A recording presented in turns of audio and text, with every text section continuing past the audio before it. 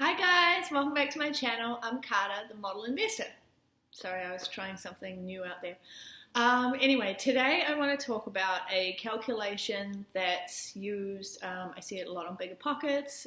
Someone asked me if I used it the other day to analyze properties, and I have mixed feelings about it. I'll get into that in a minute as to why I don't really use it. But I know it's a useful tool for people if they're just starting out, looking at a lot of properties and new markets. But basically, it's the 1% or the 2% rule. So this calculation is supposed to give you a quick snapshot of whether a rental property will be profitable or not. So say you buy a property for $100,000. The 1% rule would suggest that the property has to be rented for $1,000. Now the 2% rule would be $2,000. Most investments sit somewhere between 1 and 2%, generally speaking. If I had used this calculation back in the day when I purchased my first rental property in Texas, so back in the day, I say 3 years ago, seems like a million years ago now, but I probably would have realized that this wasn't the best deal. I purchased the property for $160,000 and the rent was only $1,400 for the first year. I was able to get it up to $1,500 by the third year, shortly before I sold it. But again, doesn't even hit the 1% rule.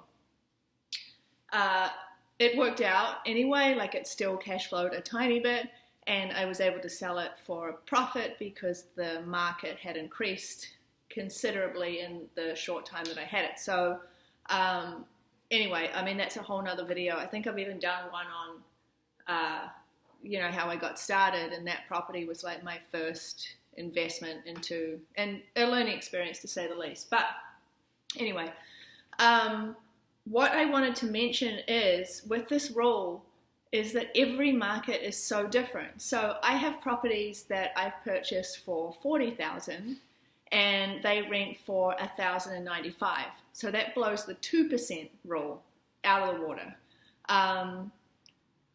Like I said, I purchased a property in Texas. It didn't even meet the 1% rule. Did it work out? Yes. I know, I mean, there's markets, if you look at Los Angeles, for example, you purchase a property over there. I mean, it's hard to find anything for less than $500,000 that doesn't need considerable work. But those properties are only rented for like $3,000, $4,000. So they're not even meeting the 1% rule. So what I don't like about this calculation is it's so general. So every market is so different. I don't think there can be one rule that you can be like, oh, if you're looking at properties, even if you're an out-of-state investor and you're looking for new markets, I think it's more important to focus on sticking to one market and learning about that market. Because if you're just applying the 1% or the 2% rule to all the different markets across the states that are hot for rentals at the moment or whatever, it's going to give you a very different picture. So, that's what I wanted to mention was I understand that it fits some markets as a quick analysis.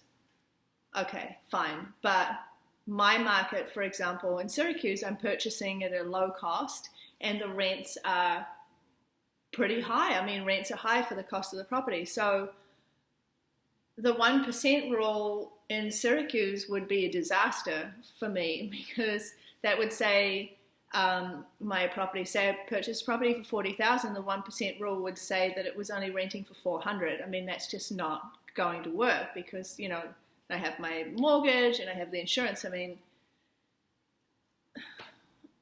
I see there's some markets that it fits, but I wouldn't get too focused on using that. I think time better spent just analyzing markets, getting to know the rents in your markets, and just focusing on a market.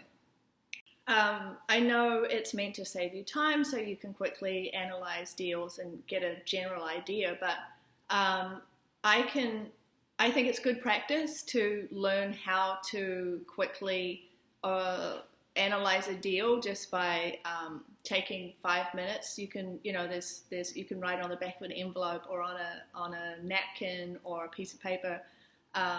You will get to know if you're studying an area or a market. Like I said, I invest in Syracuse. My top even says it. But I know what to expect with taxes. I know how much, generally speaking, the insurance is going to be for the year. I know how much my management costs. And if I'm purchasing around a similar price point, I'm aware of how much I need to put down and, what my loan's going to cost. And then I can plug that into like a loan cost calculator with the amortization schedule that I'm used to using or whatever. So this takes about 5 minutes. I'll look at the rents in that area, which I'm familiar with now. But when you're starting out, just look at rent comparables for the area, see what's listed online, how long have the rentals that are online been on the market, and what 1 bedrooms, 2 bedrooms, 3 bedrooms are going for. Rentometer is great. Looking, put an address, how much is a reasonable rent for that area. And then you can quickly analyze, okay, well, this property is going to cash flow about this much. It would be interesting to run your own quick analysis, like a napkin analysis, and then put that next to a 1% or a 2% rule and see how far they are off. I haven't done that. I don't know. Like I said, I think the time is better spent focusing more on your market and learning what rents are in your area that you want to focus on. And I think that's another key point too, is not to spread out, not to spread too thin. Like I had a property in Texas, then I started investing in Syracuse. There was a moment when I was like, oh, Memphis is hot right now. And Cleveland, Ohio, I know a lot of investors are investing there. Rochester even, which is close to me. In Syracuse, close to my properties. But for me, the value is more just focusing on my market right now that I know well, instead of trying to figure out all these other markets. And getting back to the 1% rule, is that really going to be is that snapshot going to be a clear analysis of the market or the profitability of the property that you're looking to purchase? So, I have mixed feelings on it. I see how it can work. It's kind of nice sometimes to be like, oh, well, I'm blowing the 2% rule out of the water. Cool. Yes, my property in Texas didn't even make the 1% rule. Did it matter? No. So I guess you've just got to try and find maybe you're a 1.6% and that's your like sweet spot in your market. Or, maybe you're lucky enough to be a 2.2 or something. I don't even know if that's a thing. But basically, I just kind of want to put that out there because I don't use it. I think it's better to go dive a little deeper. It only takes 5 to 10 minutes to run a complete quick analysis of what potentially a property could generate as far as income and the returns that way, instead of just being like, oh, what's 1% of, okay, that should fit that. I think it's too general, and I don't know if, I think the more practice you get in your market and analyzing deals, the faster you get at it, the better you're going to be at that. So I don't know, it's just my take. These videos are just my experience, my thoughts, nothing against the 1% or the 2% rule. But do I use it? No. Do I recommend to use it? Maybe, I don't know. It's your choice. Run some side-by-side scenarios, see if it fits with your market, and go from there. But anyway, that's it for today. I will post again soon. Thanks for watching and happy investing, you guys. Bye.